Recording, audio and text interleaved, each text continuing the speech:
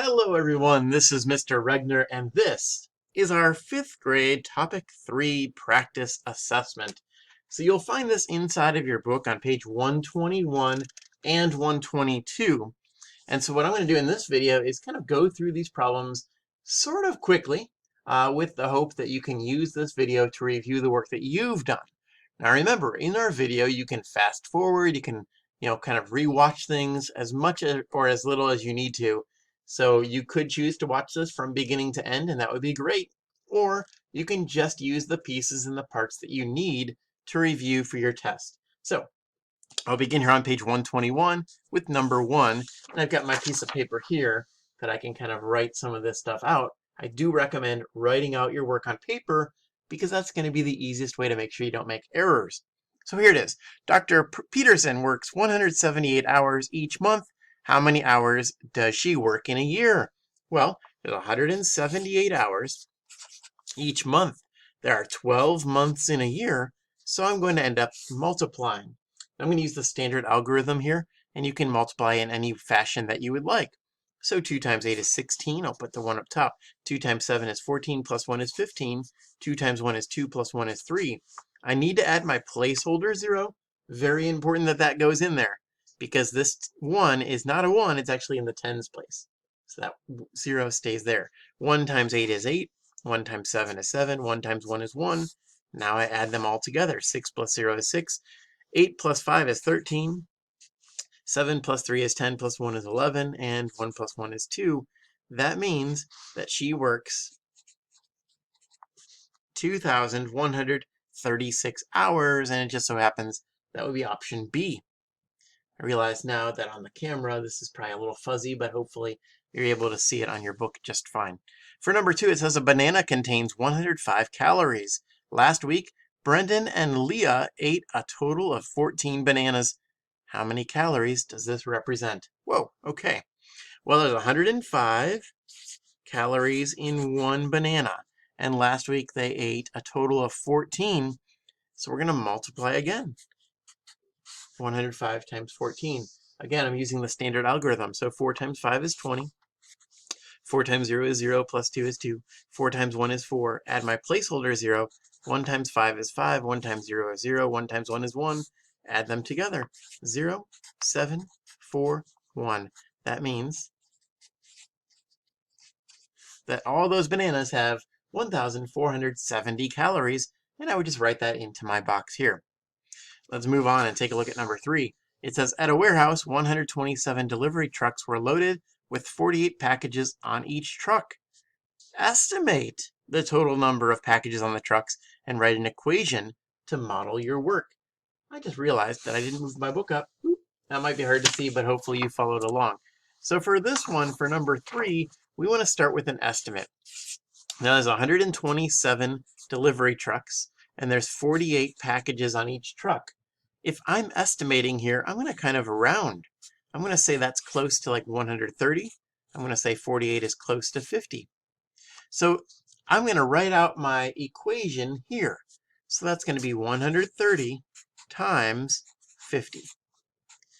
Now again, we may have estimated differently. I chose to estimate kind of the typical rounding rules. Maybe you rounded 127 up to 150.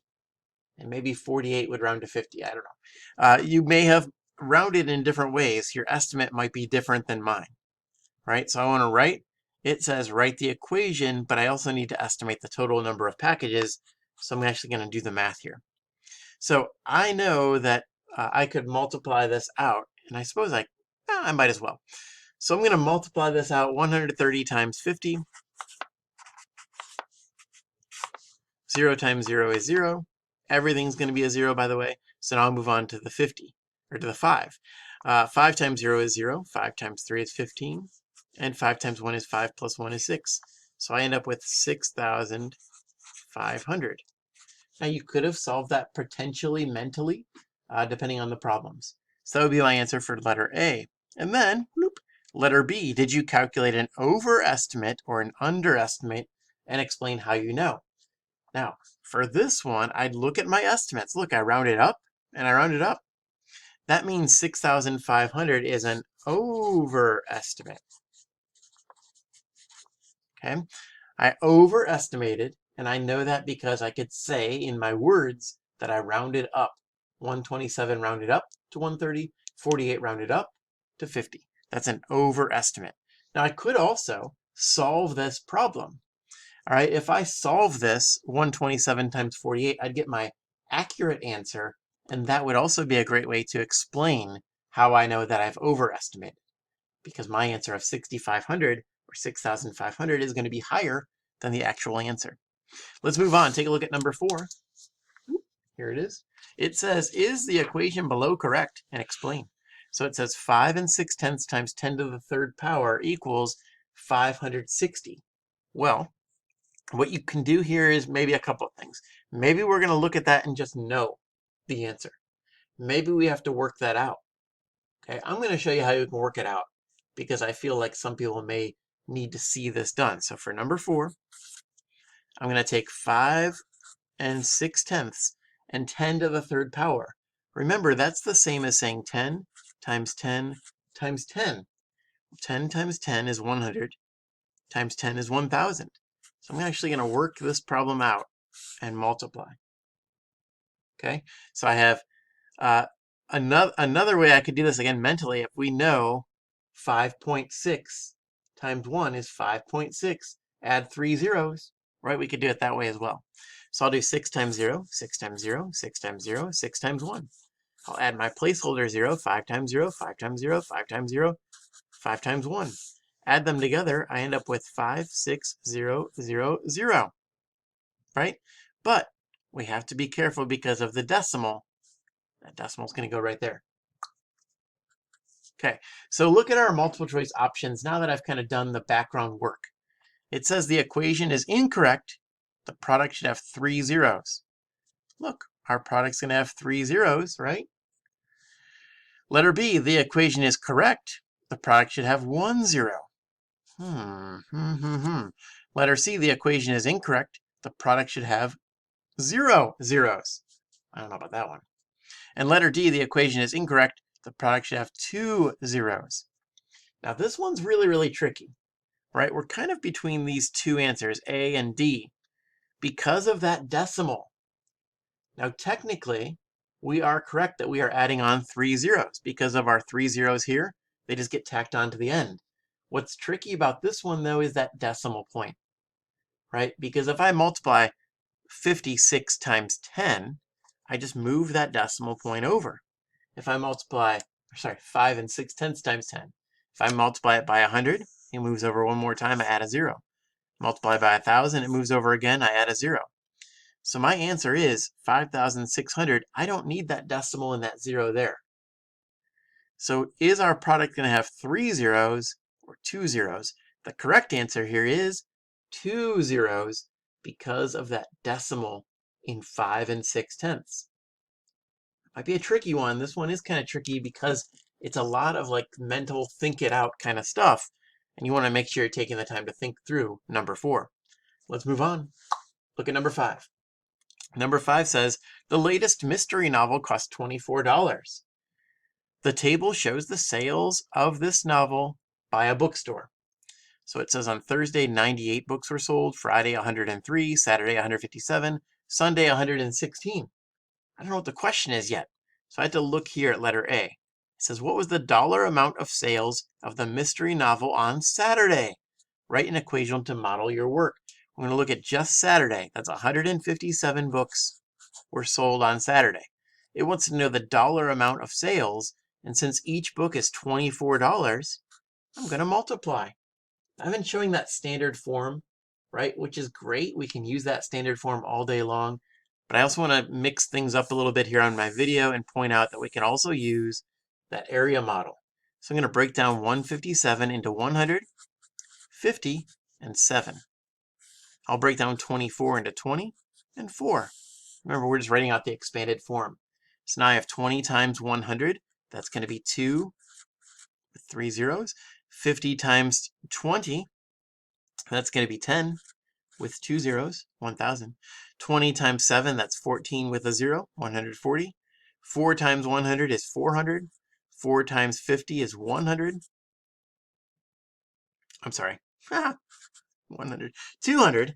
Made a mistake on the video. 4 times 7 is 28. Now I'm going to add them all together. Now we can do this in a lot of different ways. We can maybe try to do it mentally. We could write them all out, however works best for you. I'm going to take 2,000 plus 1,000 is 3,000. 3,000 plus 400 is 3,400. 3,400 plus 200 is 3,600. 3,600 plus 140 is 3,740. And 3,740 plus 28 is 3,768. 3,768. So again, any way you choose to multiply, whether it's the area model or the standard algorithm, is fine with me. Just make sure you write out that equation. 157 times 24 equals 3,768. Let's move on. Take a look at letter B. Letter B says, what was the dollar amount of sales for the mystery novel on Friday? So that's part A.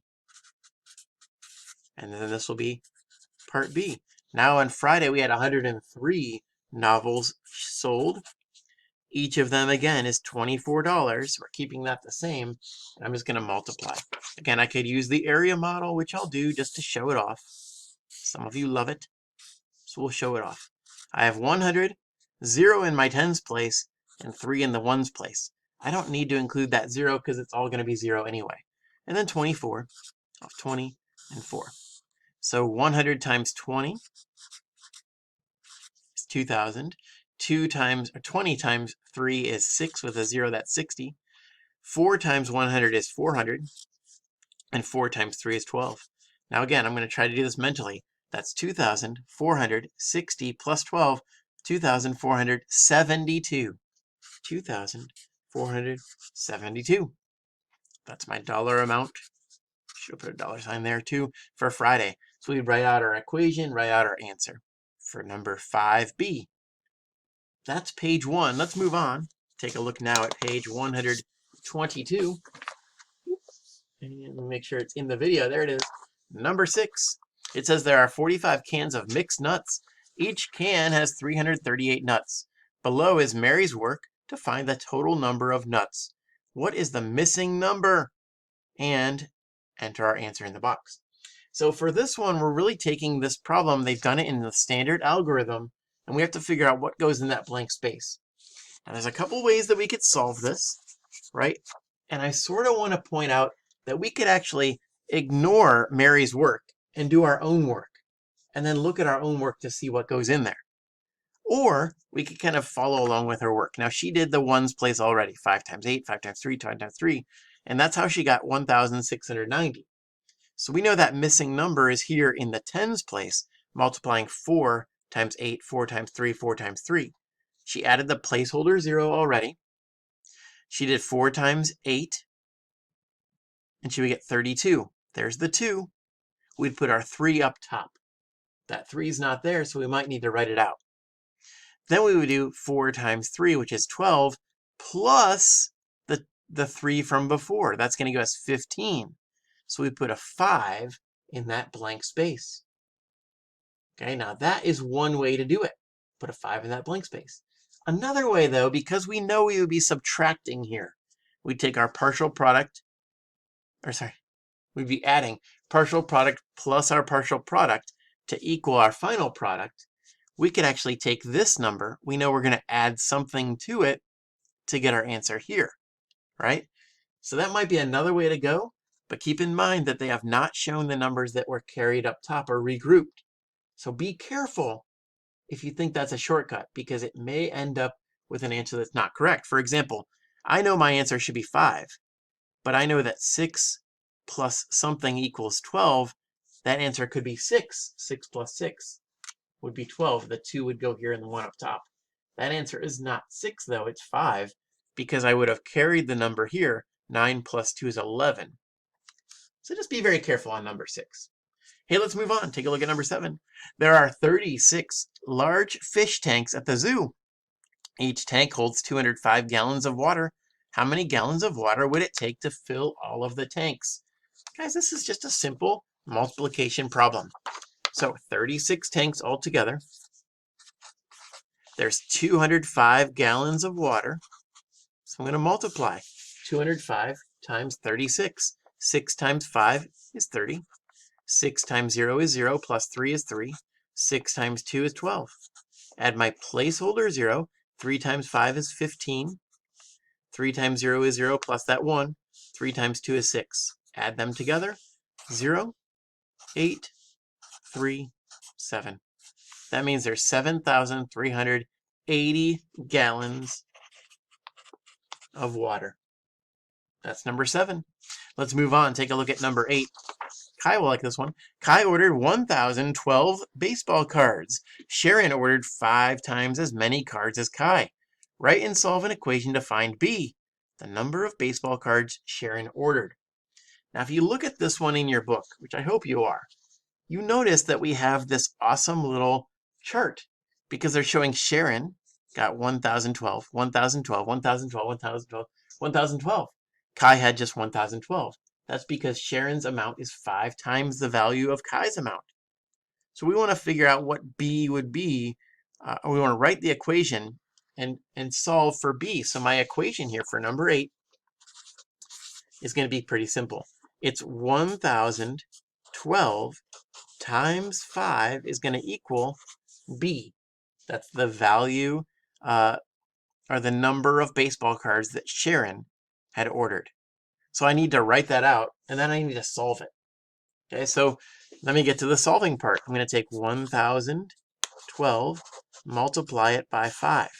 5 times 2 is 10. 5 times 1 is 5, plus 1 is 6. 5 times 0 is 0. 5 times 1 is 5.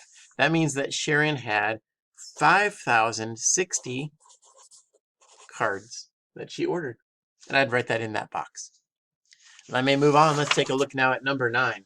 I kind of like number 9. I appreciate number 9. It's just a simple, straightforward multiplication problem. And I can do this in so many ways. I'm going to choose, I feel like I've been giving a lot of love to that standard algorithm because I think it's maybe the easiest one. So for people that are like upset that I'm not using the area method more, I apologize. But we could use the area method. We could use the standard algorithm, and that's what I'm going to use here. So I'm going to go 6 times 9, which is 54. 6 times 8, which is 48, plus that 5, which is 53. 6 times 2 is 12, plus 5 is 17. I'll add my placeholder 0, and then 1 times 9, 1 times 8, 1 times 2. Add them together. 4 plus 0 is 4. 3 plus 9 is 12. 7 plus 1 is 8, plus 8 is 16. 2 plus 1 is 3, plus 1 is 4. I end up with 4,624. There's no label. There's no problem with Mary or Kai or Sharon. It's just a straight up multiplication problem.